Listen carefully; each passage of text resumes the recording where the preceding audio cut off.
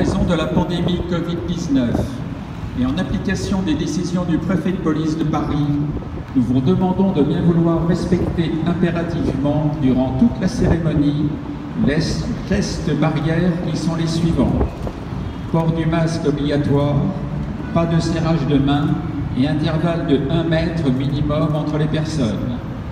Merci de votre compréhension et de votre esprit civique qui contribueront à limiter la circulation du virus.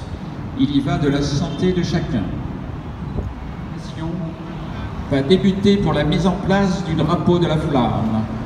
Nous vous rappelons que cette cérémonie a lieu tous les soirs depuis le 11 novembre 1923.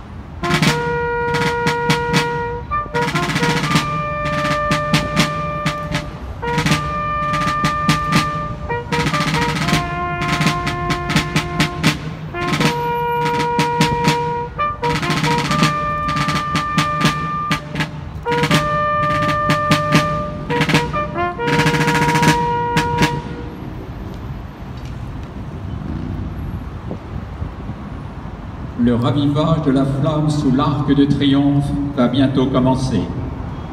Ce geste immuable, dont la grandeur tient autant à sa sobriété qu'à sa symbolique, mérite d'être expliqué pour que notre démarche, à la fois individuelle et collective, s'inscrive dans cette longue tradition et qu'elle garde le sens profond voulu dès son origine par ses pères fondateurs.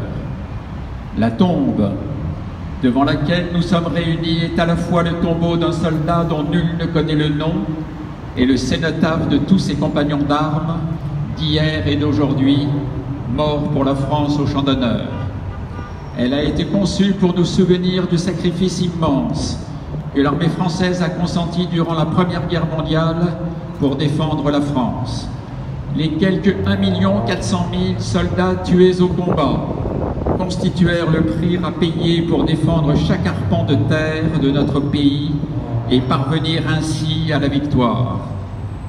À ces morts, il faut ajouter tous ceux de la Deuxième Guerre mondiale, ceux des guerres d'Indochine, d'Algérie et enfin ceux des opérations extérieures.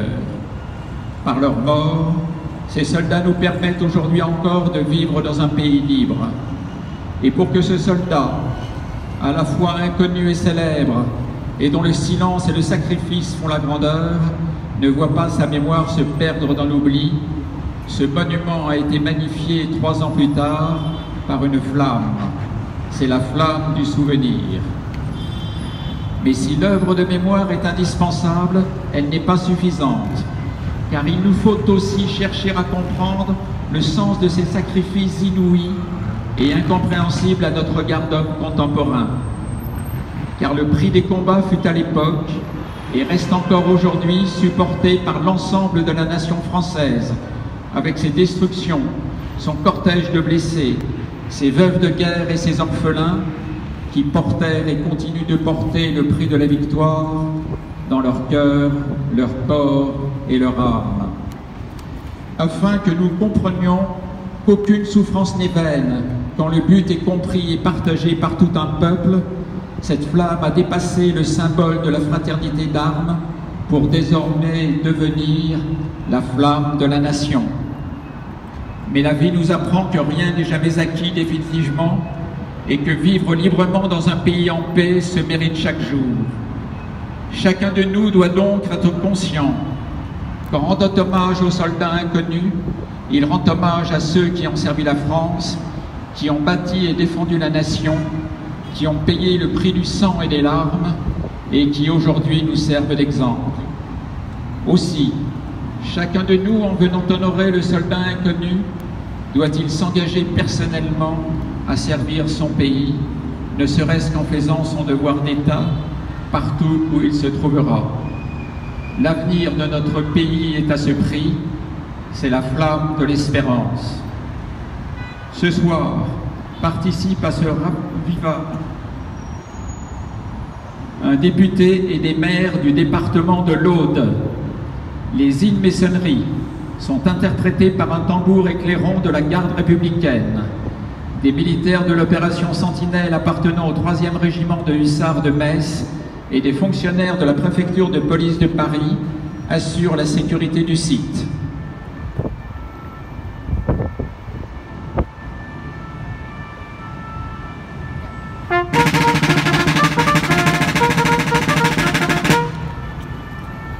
Gerbe déposée par un député du département de l'Aude.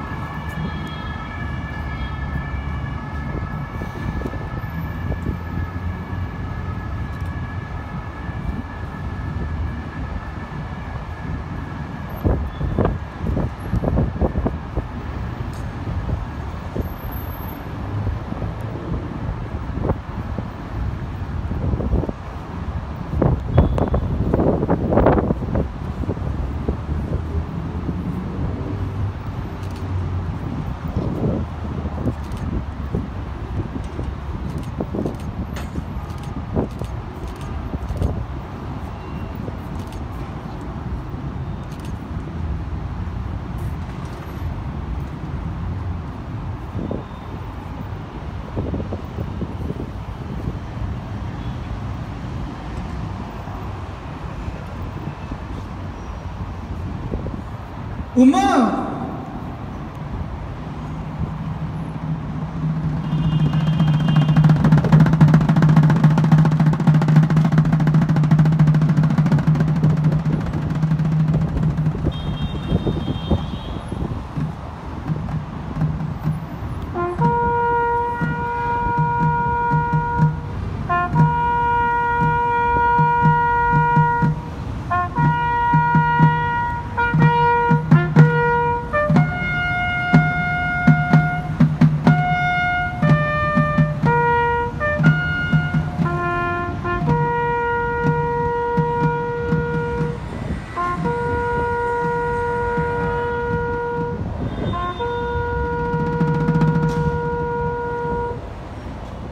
Allons enfants de la patrie, le jour de gloire.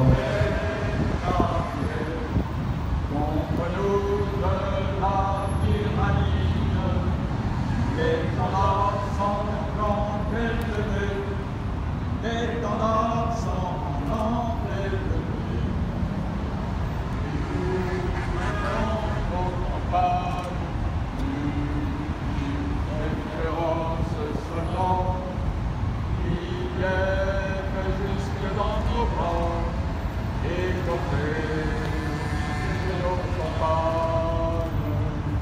Aux armes, citoyens!